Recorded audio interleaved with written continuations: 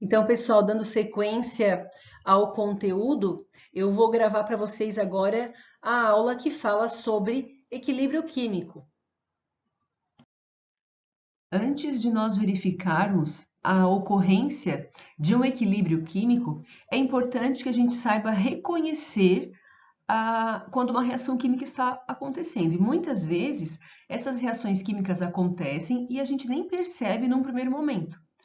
Porém, alguns sinais mostram a ocorrência de uma reação química. Entre eles, os mais frequentes são a mudança de cor.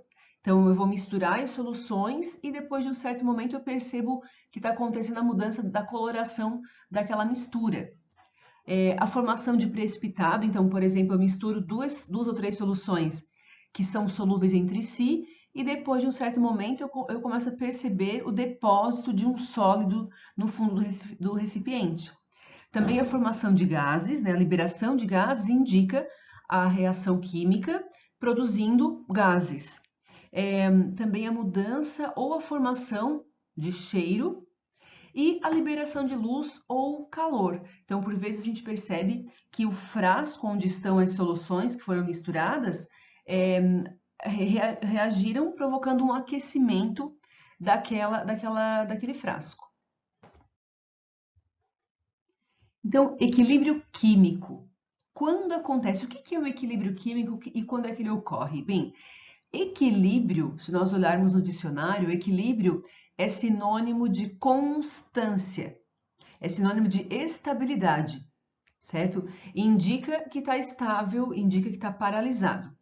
No caso do equilíbrio químico, a gente diz que o equilíbrio químico ele é um equilíbrio dinâmico. Por quê? Porque não está paralisado, está estável, eu tenho constância, mas não está paralisado. O equilíbrio químico ele acontece sempre que eu tiver uma reação química e os meus reagentes iniciais reagem entre si, formando os produtos. À medida que esses produtos vão sendo formados, esses produtos também reagem entre si e voltam a formar os reagentes iniciais. Sempre que isso acontece, a gente chama de reações reversíveis. Então, são reações que não param quando os reagentes acabam, mas são reações que acontecem nos dois sentidos simultaneamente. Então, eu tenho o sentido direto da reação, que é aquele onde eu tenho reagente formando o produto. E o sentido inverso é aquele no qual o produto volta a formar os meus reagentes iniciais. E isso acontece ao mesmo tempo. Então, como eu acabei de dizer, o equilíbrio químico ele acontece em reações reversíveis. E estes são os dois símbolos que vão aparecer, então duas setas, né, que vão indicar que a reação está acontecendo nos dois sentidos. Então, por exemplo, aqui na reação de ionização da água, a reação direta, eu tenho água sofrendo decomposição, H2O, se decompondo e formando H+ e OH-. E observem aqui do lado a reação inversa. Então, os meus produtos da reação direta, que seriam o H+ e o OH-, eles reagem entre si e voltam a formar o reagente inicial, que no caso agora na reação inversa é chamado de produto, né, o H2O.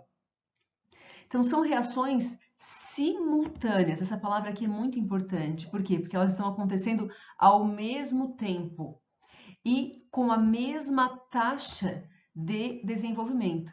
Então, sempre que eu tiver as reações direta e inversa acontecendo ao mesmo tempo e com a mesma taxa de desenvolvimento, ou seja, com a mesma velocidade, então a gente tem o equilíbrio químico. Então, como é que eu poderia representar essas duas reações, indicando que é uma reação direta e inversa acontecendo ao mesmo tempo? Então, aqui embaixo, H2O, essa seta dupla aqui, né, que vai formando na reação direta e volta formando na reação inversa, formando então H2O mais OH-. Genericamente, eu posso apresentar uma reação reversível como essa que está aqui. Então, eu tenho A e B, seriam os reagentes da reação direta, formando C e D com uma velocidade direta VD. E, ao mesmo tempo, está acontecendo a reação inversa, onde os produtos da reação direta agora vão reagir entre si. Então, C e D reagem entre si, formando A e B, com uma velocidade que a gente chama de VI, que seria a velocidade da reação inversa. Bem, teoricamente, todas as reações acontecem nos dois sentidos, ou seja, teoricamente, todas as reações são reações reversíveis.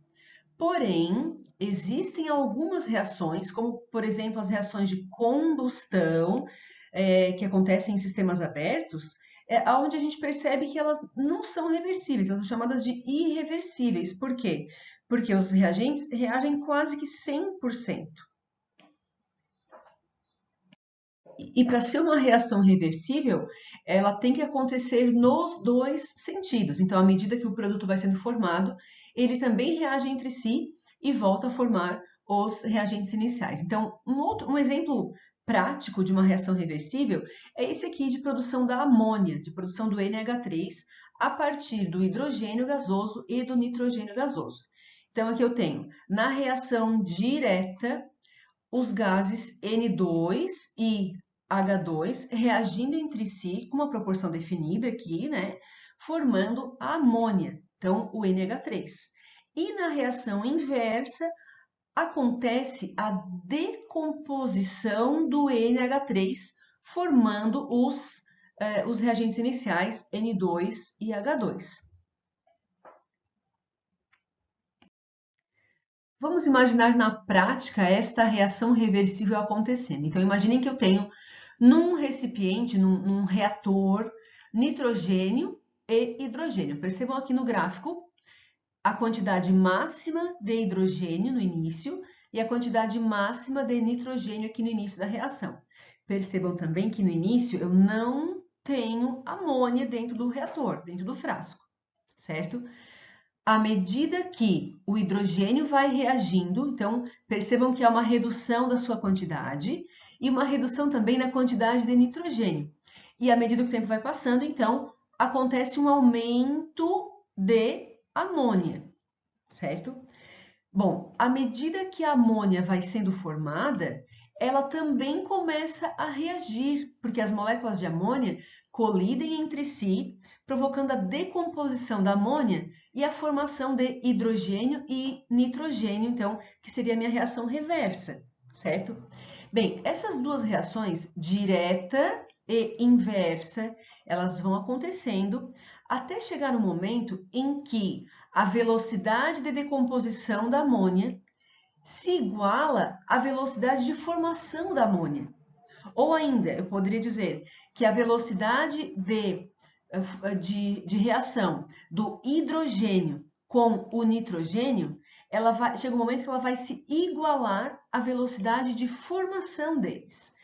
Então, chega um momento que a gente chama de equilíbrio, que seria esse ponto aqui, então esse ponto aqui do gráfico, né? A partir desse ponto, observem que as quantidades de hidrogênio, nitrogênio e amônia, a partir desse ponto, essas quantidades elas passam a ser constantes. Isso não significa que a reação parou. Significa que a reação está acontecendo numa mesma velocidade. Então, eu tenho formação de amônia na mesma velocidade que o consumo de amônia. Eu tenho velocidade de consumo de hidrogênio e nitrogênio na mesma velocidade que a sua formação. Então, a partir desse ponto aqui, eu tenho o que a gente chama de equilíbrio dinâmico. Representando agora as velocidades num gráfico, eu tenho aqui no início, então, onde eu só tinha lá os meus reagentes, no início, então, a velocidade da reação direta ela é máxima. Observem que essa velocidade ela vai diminuindo ao longo do tempo. Por quê? Porque à medida que os reagentes, eu posso falar em termos de reagentes N2 e H2 da reação anterior, ou para qualquer reação. Então, aqui, à medida que os reagentes A e B, ou N2 e H2, eles vão reagindo entre si, eles vão sendo consumidos a uma redução da sua concentração. Então, a concentração, ela influencia diretamente na velocidade. Então, à medida que os reagentes vão sendo consumidos, eu tenho uma redução da sua concentração. Logo, a velocidade vai diminuindo ao longo do tempo, a velocidade da reação direta. E do contrário, à medida que C e D vão sendo formados, então a reação inversa ela começa a acontecer. Então, no início eu não tenho reação inversa, mas à medida que o tempo vai passando, à medida que o C e o D, à medida que os produtos vão sendo formados, essa reação inversa ela começa a acontecer. Então, quanto mais produtos formados, maiores as chances da reação inversa acontecer, logo maior a velocidade da reação inversa. Então, vai aumentando a velocidade da reação inversa, à medida que vai reduzindo a velocidade da reação direta aqui, né? Até um ponto em que as duas velocidades se igualam. Então, lembram lá do gráfico anterior, onde eu tinha um ponto aqui, que eu chamei ponto de equilíbrio, onde as concentrações elas passam a ser constantes? Então, quando é que as concentrações passam a ser constantes? Quando se atinge esse ponto aqui, o ponto de equilíbrio, onde a velocidade direta é igual à velocidade da reação inversa. Então, neste momento, no momento do equilíbrio, as concentrações elas são constantes, não são necessariamente iguais. Elas até podem ser iguais, mas geralmente não são iguais. Elas são constantes. Isso aqui é bem importante, tá? Concentrações constantes e velocidades iguais são as condições que caracterizam, então, o equilíbrio químico. Só para frisar aqui, então, o mesmo gráfico de velocidade, né? No início eu tenho velocidade direta maior que velocidade inversa, porque, claro, no início eu tenho só reagentes, eu não tenho produtos. À medida que esses produtos vão sendo formados, eles começam a reagir entre si e voltam a formar os reagentes iniciais. Então, eu começo a ter um aumento, né, da velocidade da reação inversa aqui. Após algum tempo, o equilíbrio é atingido e as velocidades se igualam. Então, a partir desse ponto aqui, eu tenho o equilíbrio da reação química. Então, no equilíbrio, né, a velocidade de formação dos produtos é igual à velocidade de formação dos reagentes. Por isso que no equilíbrio as concentrações não variam mais. E conforme o estado físico das substâncias que participam do equilíbrio, esse equilíbrio ele pode ser classificado como equilíbrio homogêneo, quando todas as substâncias apresentam o mesmo estado físico. Geralmente são sistemas gasosos ou sistemas aquosos, como por exemplo aqui H2 gasoso com I2 gasoso, formando HI gasoso, ou aqui embaixo todas as substâncias estão em solução aquosa, né? E o equilíbrio pode ser também heterogêneo, quando envolve substâncias que apresentam estados físicos diferentes. Então, por exemplo, aqui embaixo eu tenho uma substância em estado sólido, formando substâncias em solução aquosa. Aqui embaixo eu tenho uma substância gasosa, aliás, uma substância no estado sólido, formando substâncias no estado gasoso. Independente do estado de agregação das substâncias que participam do equilíbrio, o equilíbrio ele é caracterizado pela igualdade entre as velocidades direta e inversa. E, no equilíbrio químico, as concentrações de produtos e reagentes são constantes. A partir do momento que o equilíbrio químico é atingido, as concentrações elas são constantes, né? Então, é possível ainda alterar este equilíbrio.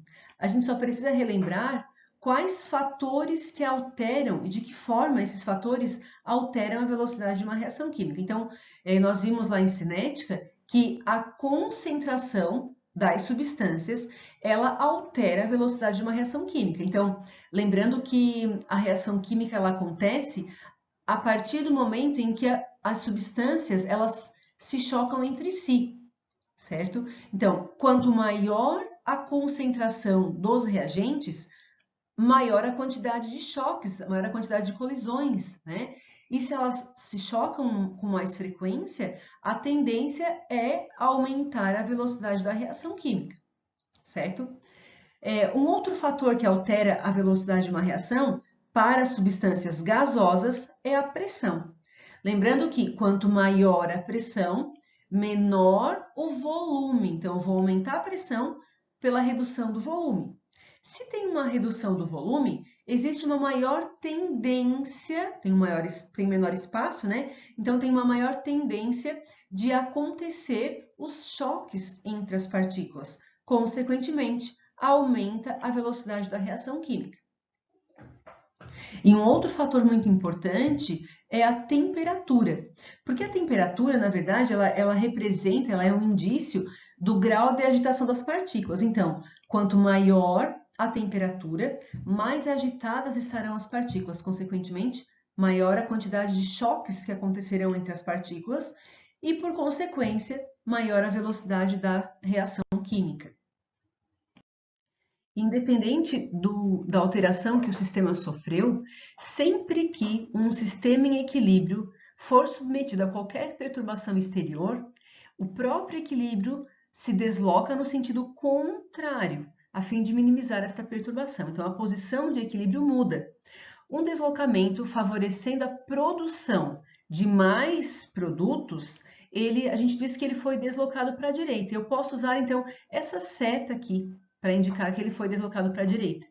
E, do contrário, se o deslocamento favorece a formação de reagentes, ele é dito deslocamento para a esquerda e eu uso uma seta voltada para a esquerda. Então, vamos imaginar que esta reação química entre carbono e CO2, formando o CO, o monóxido de carbono, essa reação aconteceu e, após um certo momento, o equilíbrio foi atingido. Então, eu tenho este equilíbrio químico aqui. Bem, a partir do momento que o equilíbrio é atingido, as velocidades direta e inversa são iguais e as concentrações do carbono, do CO2 e do CO são constantes a partir do equilíbrio. Agora, imaginem também que, depois do equilíbrio atingido, eu variei a concentração de alguns destes componentes. Então, lembrando que a concentração, a influência da concentração sobre a velocidade é que aumenta a concentração, aumentam os choques, aumenta a velocidade, certo? Então, vamos imaginar que depois que o equilíbrio foi atingido, eu fui lá, abri o meu frasco, abri o meu reator e eu aumentei a concentração do carbono. Bem, o carbono, observem pela reação aqui de cima, o carbono ele é um reagente da reação direta. Então, se eu aumento a quantidade de carbono, eu aumento a velocidade que consome o carbono, ou seja, eu aumento a velocidade direta. Então, se eu aumento a velocidade que consome o carbono, eu aumento a velocidade direta, eu desloco o equilíbrio para a direita. Do contrário, se eu aumentar a concentração do CO, observem que o CO ele é um reagente da reação inversa. Então, se eu aumento o CO, eu aumento a velocidade da reação inversa e aí eu desloco o equilíbrio para a esquerda, certo? Então, aumenta a concentração, aumenta a velocidade da reação que consome aquela substância, certo? Bem, e o contrário também é verdadeiro. Se eu reduzir a concentração, eu reduzo a velocidade que consome aquela substância, consequentemente, eu aumento a velocidade, a outra velocidade, né? Então, por exemplo, aqui, eu reduzi a quantidade de CO2, reduzi a velocidade de CO2, então eu aumento a velocidade que repõe CO2. Ou seja, eu aumento a velocidade inversa e aí eu desloco o equilíbrio para a esquerda. E aí eu poderia variar concentrações dessas três substâncias, aumentando ou reduzindo. Então, quando eu aumento a concentração do reagente, por exemplo, eu desloco o equilíbrio no sentido da reação que consome aquela substância. No caso do reagente, eu aumento, eu desloco para a direita. Se eu aumentar a quantidade dos produtos, eu desloco para a esquerda, porque eu aumento a velocidade inversa. Agora, quando eu provoco uma diminuição da concentração, a tendência do equilíbrio é repor aquela substância. Então, se eu diminuir a quantidade dos reagentes, eu desloco no sentido inverso. Eu desloco para a esquerda. Por quê? Porque a tendência do equilíbrio é repor aquele reagente que foi retirado do sistema.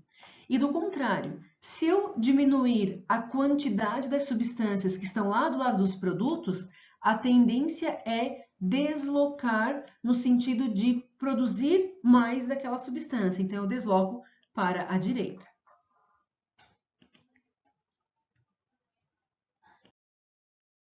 O outro fator importante que é capaz de alterar o equilíbrio químico é a pressão.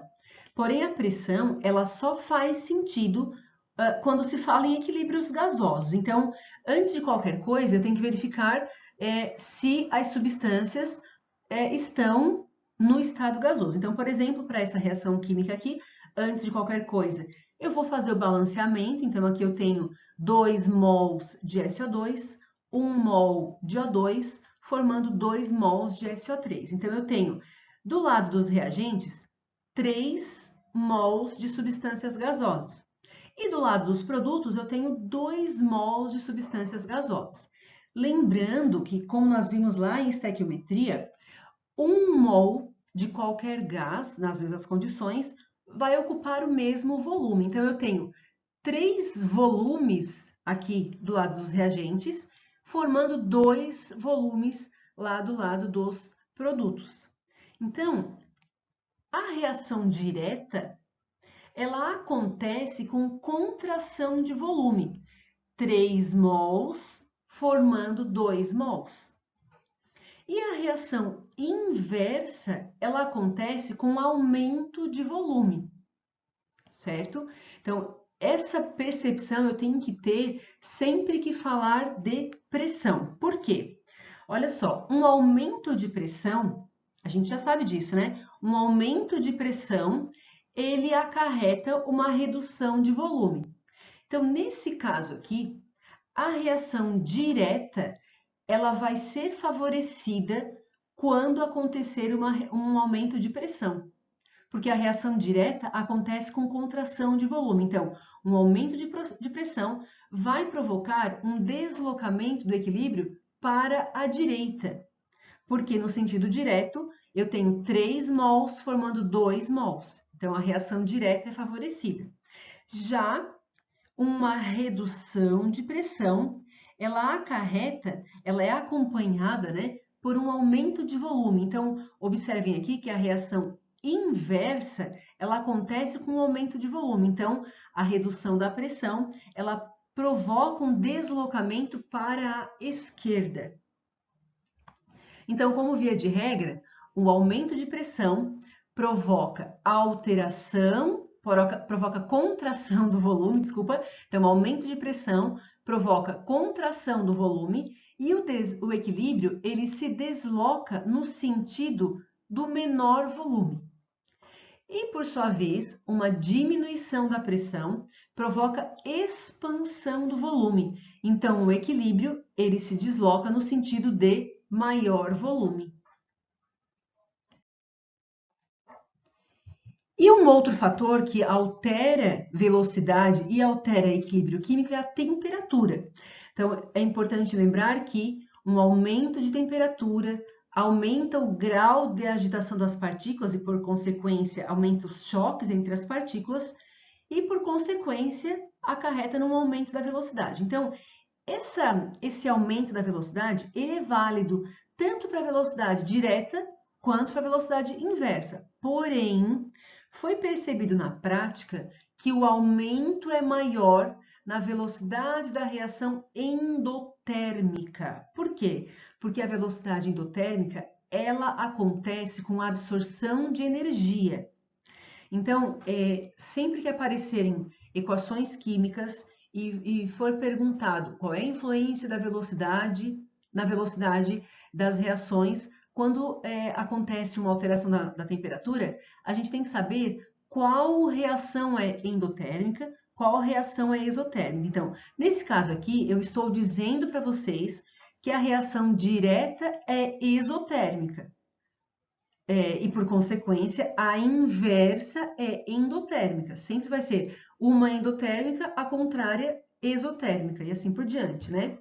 Então, neste caso aqui, um aumento da temperatura desloca para a esquerda. Por quê? Porque a velocidade inversa é endotérmica, eu falei aqui em cima, né? E, por sua vez, uma redução na temperatura provoca um deslocamento para a direita, porque a reação direta é exotérmica, que foi dito aqui no enunciado aqui de cima, né? Então, aumenta a temperatura, favorece a reação endotérmica, uma redução na temperatura favorece a reação exotérmica. E depois que esse equilíbrio é atingido, é possível obter uma proporção entre as concentrações. E essa proporção nem sempre é 1 para 1. Na verdade, nós vimos que depois que o equilíbrio é atingido, as concentrações elas são constantes e não são necessariamente iguais, né? Então, essa proporção de equilíbrio entre as espécies, ela é chamada de constante de equilíbrio, que seria o nosso Kc, ou Ke, ou ainda Kq. Tá? A constante de equilíbrio, Kc, ela é dada pela relação, pela divisão entre as concentrações dos produtos elevados nos seus coeficientes. Então, vamos observar para essa reação genérica aqui de cima. Então, eu tenho produtos C e D, e o Czinho e o Dzinho seriam os coeficientes da equação balanceada. Então, eu tenho em cima concentração dos produtos elevados nos seus coeficientes, e embaixo eu tenho as concentrações dos reagentes também elevados nos seus coeficientes. Então, observem aqui em cima, o Azinho e o Bzinho são os coeficientes. Então, agora eu tenho a proporção de equilíbrio entre as espécies, que seria a constante de equilíbrio. Por exemplo, para a primeira reação aqui, N2 mais 3H2, formando 2NH3, o Kc dessa reação aqui é dado, então, pela divisão, em cima, o produto, então, NH3 elevado no coeficiente, aqui, e embaixo eu tenho, então, dividido por N2 elevado na 1, vezes H2 elevado na 3, que são os expoentes aqui, os coeficientes aqui, né, 1 e 3 da equação balanceada. Bem, a reação inversa, ela vai ter um Kc, então, que é o contrário, na verdade, é o inverso do que está ali em cima, né? Observem para essa reação aqui, 2NH3 formando N2 mais 3H2. Então, eu tenho Kc como, em cima, os produtos N2 e H2 elevado ao cubo, um produto aqui, né? E embaixo o NH3 elevado ao quadrado. Observem que estas duas expressões, elas são inversas. Então, eu posso dizer que o Kc da reação direta é x e o Kc da reação inversa é o inverso de x, 1 sobre x. Vamos fazer então esse primeiro exemplo. Então, imaginem um recipiente fechado com capacidade para 2 litros, então esse aqui é o volume, né? Numa temperatura de 100 graus Celsius, a 20 mols de N2O4. E começa a ocorrer a seguinte reação reversível, N2O4 formando NO2. Observem que essa reação não está balanceada. Bem, após certo tempo, verificou-se que a reação atingiu o equilíbrio. Então, no equilíbrio, existem 8 mols de NO2. Foram formados 8 mols de NO2. Eu quero saber qual o valor da constante de equilíbrio naquela temperatura específica ali de 100 graus Celsius. Então, eu vou montar uma tabelinha. Observem aqui. Primeiro, a equação deve estar balanceada. Então, eu promovi o balanceamento. O 1N2O4 forma 2NO2. No início, eu tenho o quê? Eu tenho somente 20 mols de N2O4 e eu tenho zero mols de NO2. Então, é o que eu tenho no início. Na segunda linha, eu vou escrever, então, o que reagiu ou o que foi formado. A informação que eu tenho aqui é que foram formados 8 mols de NO2. Então, eu vou colocar 8 mols aqui de NO2. Observem que, pelo balanceamento, 1 mol de N2O4 forma 2 mols de NO2. Então, se formou 8 mols de NO2, quantos mols de N2O4 reagiram? Se a proporção é de 1 para 2, então eu tenho que 4 mols reagiram para formar os 8 mols lá do NO2. Então, isso aqui, ó, vem da onde? Vem da proporção. 1 forma 2, 4 formam 8 mols de NO2, certo? Então, isso aqui veio da proporção, esse 4 aqui. Bom, aí sim, eu agora encontro as quantidades no equilíbrio. Bom, quantos N2O4, quantos mols de N2O4 eu terei no equilíbrio? Eu tinha 20, reagiram 4, restaram 16. Certo? Porque aqui eu tenho reagentes que foram consumidos. Tinha 20 no início, consumiu 4, sobraram 16. Quando eu falar de produtos, eu tenho que somar, né, o que eu tinha no início com o que foi produzido. Então, eu tinha 0, produziu 8, então eu tenho um total de 8 mols de NO2 no equilíbrio. Bem, para o cálculo do Kc, eu preciso da concentração. Observem que aqui eu tenho número de mols, aqui na tabelinha eu tenho número de mols. Então, no equilíbrio eu tenho 16 mols de N2O4 e eu tenho 8 mols de NO2, certo? No equilíbrio eu tenho essa quantidade em mols. E para a constante, a fórmula, ela considera as concentrações, né? Então, essa aqui seria a fórmula da constante para esta reação. A concentração de NO2 elevado ao quadrado, dividido pela concentração do N2O4 elevado na 1, que veio aqui da equação balanceada aqui de cima, né? Bom, eu vou calcular a concentração molar. Lembrando que concentração é a relação entre número de mol e volume em litro.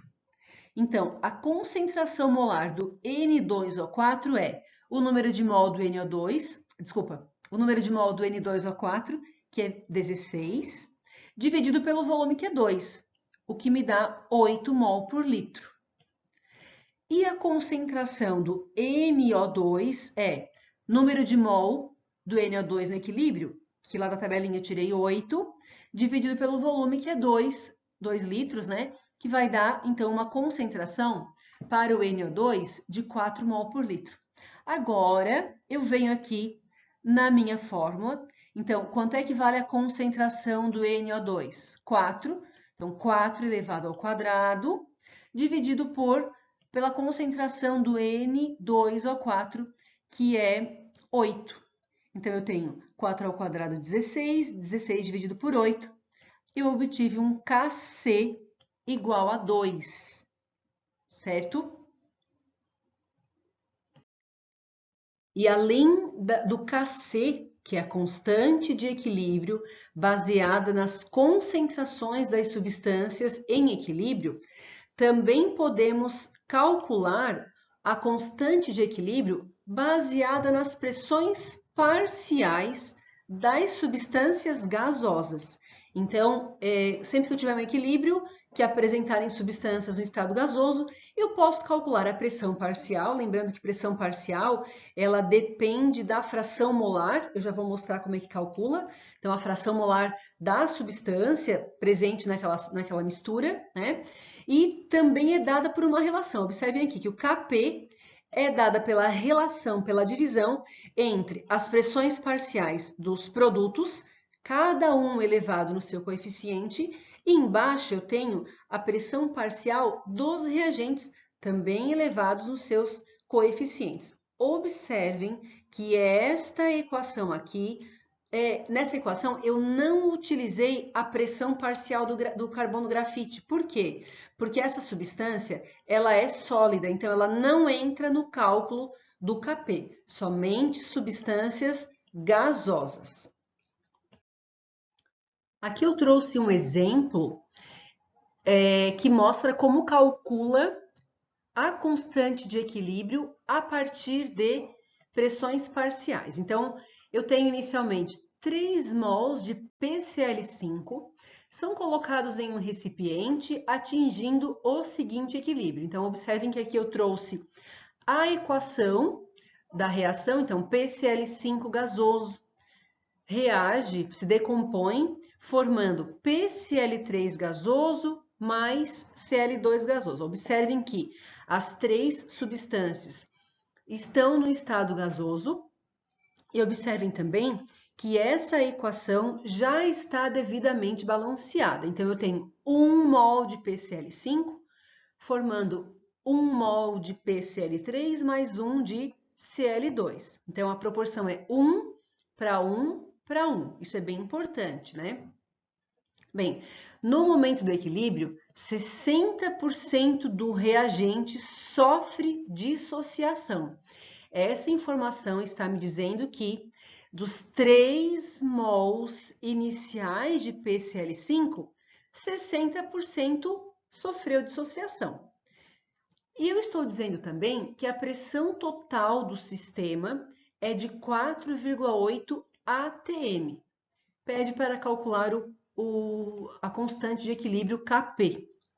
Bom, antes de qualquer coisa, eu vou montar minha tabelinha aqui com a equação devidamente balanceada. Observem aqui, 1 forma 1 e 1. Então, essa é a proporção entre as substâncias presentes. E eu vou colocar aqui, então, a primeira linha, eu escrevo o que eu tenho no início. No início eu tenho 3 mols de PCl5. Eu tenho 0 de PCl3 e 0 de Cl2. Na segunda linha, eu vou escrever o que reagiu e o que foi formado. Então, eu sei, pelo meu enunciado, que 60% do meu reagente reagiu, sofreu dissociação. Então, eu tenho 60% de 3, o que dá um total de 1,8 mol de PCl5 que sofreu dissociação. É a partir desse 1,8 mol que eu terei a quantidade de produtos que foi formada. Observando o meu balanceamento, para cada 1 mol de PCl5 que dissocia, 1 de PCl3 é formado e 1 de Cl2 é formado. Então, a proporção é 1 para 1 para 1. Se eu tenho 1,8 mol de PCl5, então, na verdade, 1,8 mol de PCl3 foi formado e 1,8 mol de Cl2 foi formado. Por quê? Porque vem da proporção 1 para 1 para 1, então 1,8 para 1,8 para 1,8, certo? E nessa última linha, eu vou escrever as quantidades, a concentração, na verdade, as quantidades de substâncias que tem no equilíbrio. Bom, no início, para o PCl5, no início tinham 3 mols. 1,8 dissociou, foi consumido, então, no equilíbrio, teremos 1,2 mol de PCl5. Isso porque é reagente, né? Tinha 3, reagiu 1,8, sobrou 1,2.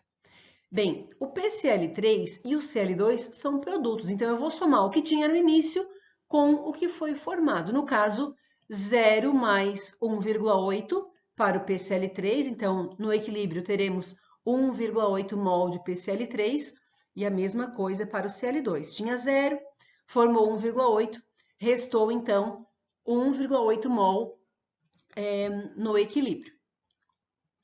Bem, depois de calcular, de verificar quantos mols nós temos no equilíbrio, eu vou calcular a pressão parcial. Por quê? Vou calcular a fração molar, desculpa. A fração molar primeiro. Por quê? Para calcular a pressão parcial, A fórmula da pressão parcial é fração molar vezes pressão total. A pressão total é o 4,8, que foi dado ali no enunciado, e eu preciso calcular, então, a fração molar de cada substância. Lembrando que fração molar é a relação entre a substância, entre o número de mols da substância, dividido pelo número de mol total. Então, por exemplo, aqui, para o PCl5, a fração molar é o número de mol do PCl5, 1,2, dividido pelo número de mol total. Então, eu vou somar o número de mol de todas as substâncias. 1,2 mais 1,8 mais 1,8, o que resulta numa fração molar de 0,25. E o mesmo eu farei para as outras duas substâncias. Então, aqui, fração molar do PCl3, número de mols do PCl3 pelo número de mol total, resultando em 0,375. E a fração molar do Cl2 é o número de mol do Cl2 dividido pelo número de mol total, o que resulta também numa fração molar de 0,375. Agora eu vou calcular as pressões parciais, seguindo então essa fórmula, né? Fração molar vezes pressão total. Lembrando que a pressão total é 4,8. Então, aqui eu tenho a pressão parcial do PCl5 como sendo fração molar vezes pressão total. Fração molar eu calculei aqui do ladinho, 0,25, vezes pressão total, 4,8. Então, eu tenho a pressão parcial do PCl5 igual a 1,2. Mesma coisa para o PCl3. A pressão parcial do PCl3 é fração molar vezes pressão total, o que resulta em 1,8 atm. E a pressão parcial para o Cl2 é fração molar do Cl2, que é o 0,375, vezes pressão total, 4,8, resultando em uma pressão parcial para o Cl2 de 1,8 atm. Bem, depois que eu calculei as frações molares, as pressões parciais, eu vou calcular a constante de equilíbrio Kp. Lembrando que a constante de equilíbrio Kp, ela é a relação entre as pressões parciais em cima dos produtos, cada um elevado no seu coeficiente, aqui todos eles valem 1, né? E embaixo eu tenho a pressão parcial do reagente, que no caso é 1,2 elevado a 1, porque o coeficiente lá da equação balanceada é 1. Agora, eu resolvo o produto dividido ali por 1,2, eu obtenho a constante de equilíbrio baseada nas pressões parciais, que deu 2,7. E seguindo agora o cálculo das constantes, eu vou falar agora de ácidos e bases e as suas constantes de equilíbrio. Então, eu tenho a constante de acidez, que seria o Ka, e a constante de basicidade, que seria o Kb. O princípio é o mesmo, tá? Para calcular as constantes do ácido ou da base, eu vou aplicar o mesmo princípio do Kc, tá? Eu vou relacionar, então eu vou escrever a proporção entre os produtos dividido pela concentração dos reagentes, cada um elevado nos seus coeficientes de acordo com a equação balanceada. Então, eu preciso lembrar que em contato com a água, os ácidos ionizam, liberando então os íons H+, e as bases dissociam, liberando os ânions OH-, tá? Então, o princípio vai ser o mesmo, tanto para o ácido quanto a base. Então, eu vou montar aqui um exemplo para o ácido HCl em solução aquosa, então, em presença de água líquida, ele ioniza formando o H+ aquoso e o Cl- aquoso. Na constante aqui de equilíbrio, Ka, eu vou ter uma relação, então, como foi dito, entre os produtos em cima e aqui embaixo os reagentes, observando que a concentração da água, por estar no estado líquido, ela não participa do cálculo da constante. Somente aparecerão nos cálculos das constantes substâncias gasosas ou em solução aquosa. No caso aqui dos ácidos e das bases, então, somente em solução aquosa. Então, eu tenho o meu Ka como sendo a relação, então, entre as concentrações do H+, e a concentração do Cl- elevado nos seus coeficientes, no caso aqui é 1, e embaixo a concentração inicial, a concentração do ácido, aliás, no equilíbrio, o HCl aquoso em equilíbrio elevado também no coeficiente, que nesse caso aqui vale 1. Aqui, alguns valores de constante de acidez, Ka, ou de basicidade, Kb. Então, por exemplo, aqui, o HClO4 é um ácido muito forte, ele tem uma constante ácida a 25 graus Celsius de 10 elevado na 10. Então, é bastante elevado, né? Porque é um ácido que ioniza bastante. A mesma coisa o HCl, que é um ácido bastante forte, que tem uma alta ionização, 10 na mais 7 é o valor da constante ácida. Bem, à medida que os ácidos apresentam força fraca, né, que são ácidos fracos, observem aqui, por exemplo, o HCN, a constante vale 4,9 vezes 10 na menos 10, porque é um ácido muito fraco, ele ioniza muito pouco, certo? E o mesmo se aplica para as bases. Quanto maior a basicidade, mais forte será o Kb. E quanto menor a basicidade, ou seja, quanto mais fraca for a base, menor vai ser o Kb. Estes equilíbrios ácido ou base, eles são chamados equilíbrios iônicos, né? Porque eles apresentam íons dissociados em equilíbrio com a substância inicial. E é possível provocar um deslocamento, uma alteração deste equilíbrio pela adição de substâncias que apresentam íons comuns ao ácido ou à base em questão. Por exemplo, aqui eu tenho o HCN, que é o ácido cianídrico, que dissocia formando H+ e CN-. Então, vamos supor agora que se adicione àquela solução do ácido em equilíbrio o cianeto de sódio, no caso aqui o NaCN. Observem que a equação de dissociação do NaCN, nós temos o Na+ e o Cn-, que é um íon comum ao HCN. Então, a adição do NaCN à solução em equilíbrio do HCN aumenta a quantidade do ânion Cn-, certo? Lembram que quando nós falamos em aumento de concentração, que a gente provoca um deslocamento no sentido da reação que consome aquela substância. Nesse caso aqui, nós estamos aumentando a concentração de Cn- e deslocando então a reação no sentido inverso, no sentido de formar HCN. Logo, a gente diminui, dessa forma, a gente provoca uma diminuição da ionização deste ácido. Também é possível provocar um deslocamento adicionando-se um íon não comum. Vamos observar aqui a equação de dissociação do NH4OH, que é o hidróxido de amônio. Em água, então, ele libera o NH4+ e o íon OH-.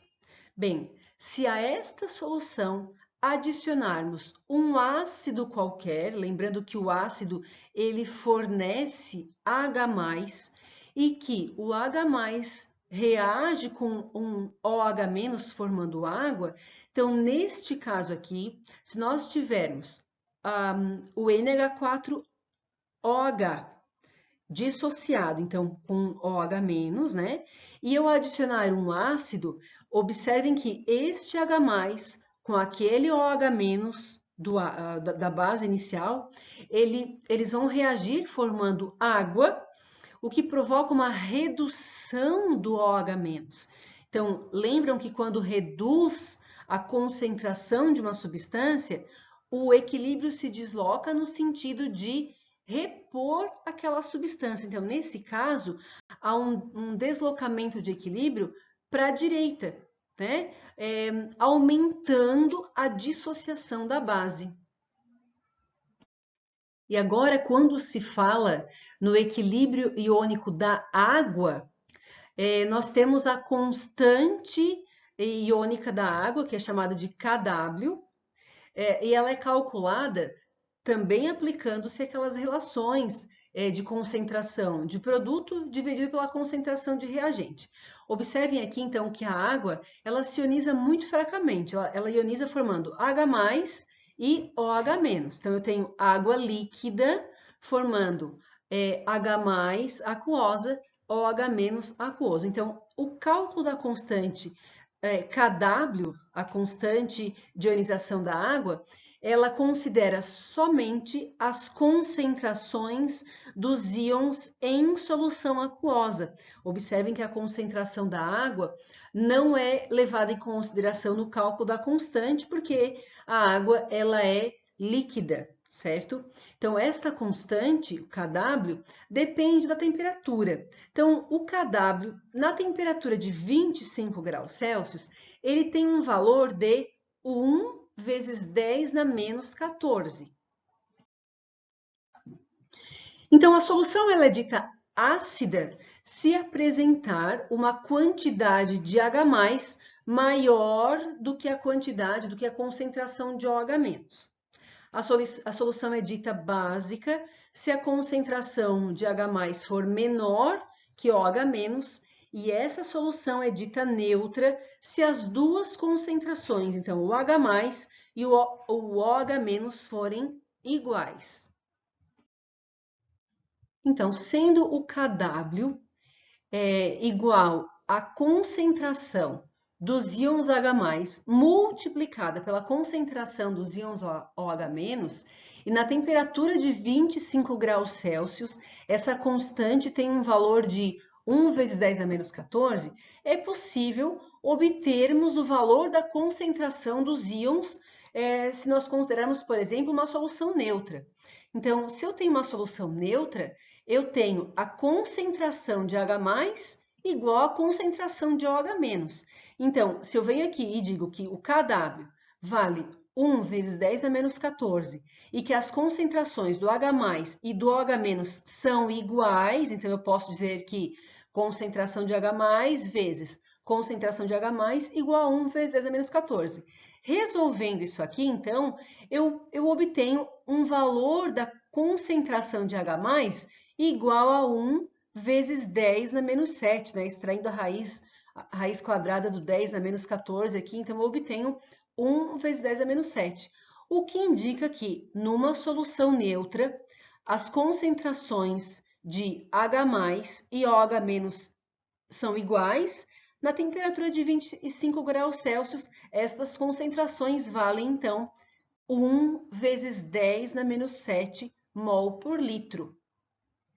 E é daí que surgem o potencial hidrogeniônico, o famoso pH, e o potencial hidroxiliônico, que seria o POH.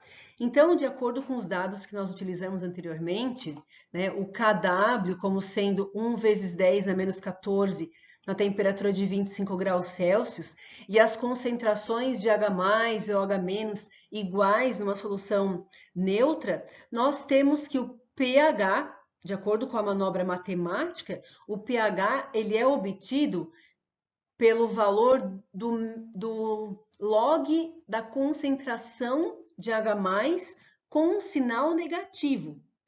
E sabendo-se que as concentrações de H+ e OH- são iguais nas condições neutras, nós temos que pH mais pOH igual a 14 e que o pOH é obtido pelo logaritmo da concentração do OH- com o sinal negativo. É daí que a gente tira, então, esses valores aqui de pH e pOH. Então, numa solução neutra, o pH vale 7 e o pOH também vale 7. Observem que o pH ele vai diminuindo até 0 para soluções ácidas e ele vai aumentando até 14 para soluções básicas. E ao contrário para o pOH. Observem aqui que o pOH ele aumenta até 14 para as soluções ácidas e ele reduz até 0 para as soluções básicas.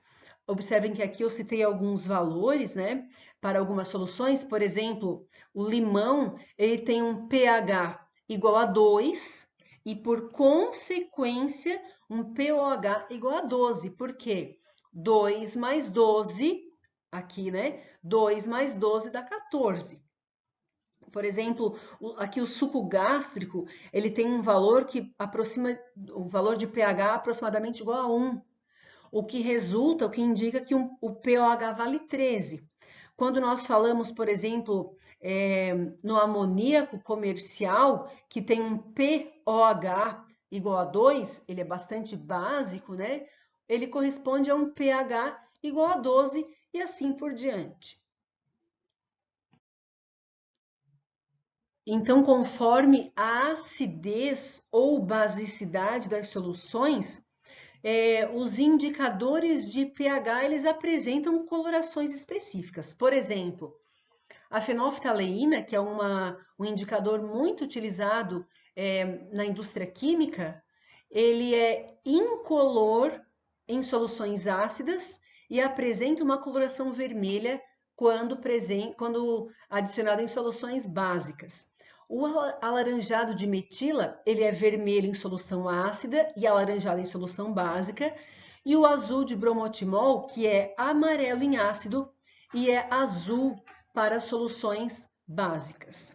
Bem, aqui eu trouxe mais algumas soluções com valores de pH característicos. Então, aqui eu tenho bateria com pH 0, o ácido estomacal com pH 1, limão, que também é uma fruta ácida, né, com pH igual a 2, o tomate, pH igual a 3, a água, então, que tem um pH neutro, né, igual a 7, comprimidos estomacais que apresentam um pH em torno de 10, sabonete, olha, o sabonete tem um pH 12, então o sabonete ele corresponde a uma solução, uma substância básica, né? E aqui limpador de ralo, que tem um pH em torno de 14, porque é bastante básico. Então, aqui eu trouxe dois exemplos de cálculo de pH e pOH. Então, aqui na letra A, eu peço para calcular o pH de uma solução a 0,1 mol por litro de NaOH. Então, lembrem-se aqui na letra A que o NaOH ele dissocia e forma íons Na+, OH-, então a proporção aqui é 1 para 1 para 1.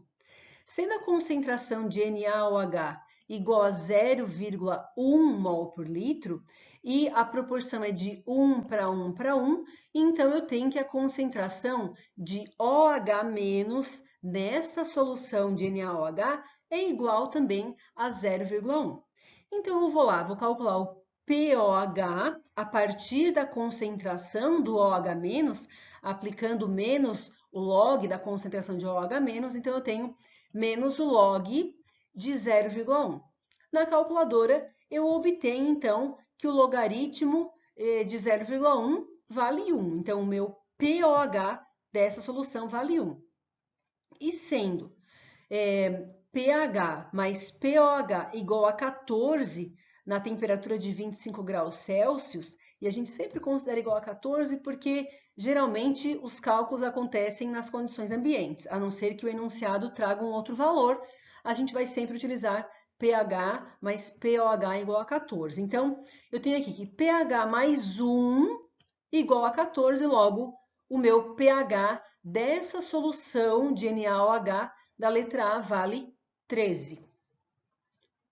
Bom, a letra B pede para calcular um pH de uma solução 0,002 mol por litro de ácido clorídrico, que é o HCl. Bom, sendo HCl a dissociação igual a H mais Cl menos, e a proporção, no caso aqui, é 1 para 1 para 1, se a concentração do HCl vale 0,02, então as concentrações de H e de Cl menos também serão 0,002 para todos os dois. Bom, eu já venho aqui direto, então aplico o pH como sendo o log negativo, né? Menos o log da concentração de H+. Então, menos o log de 0,002, na calculadora eu vou obter um valor para o pH igual a 2,7. Só aplicar a calculadora ali, menos log de 0,02, vocês vão obter um pH igual a 2,7. Então, pessoal, aqui eu encerro a parte de equilíbrio químico e, na verdade, nós estamos encerrando o conteúdo de química geral. Então, aqui eu trouxe alguns exercícios que eu vou resolver, todos eles, e depois eu mando uma cópia, né, da resolução dos exercícios. E como eu comentei com as meninas, elas devem ter enviado para vocês no grupo, a gente pode marcar na quinta-feira à noite um horário para tirar dúvidas. Então, de toda parte desse conteúdo de cinética e de equilíbrio, porque depois, e estequiometria também, né? Porque na próxima semana nós teremos a avaliação desses conteúdos. Então, eu aguardo então um retorno das meninas para marcarmos um horário. Então, uma boa semana para vocês e bons estudos!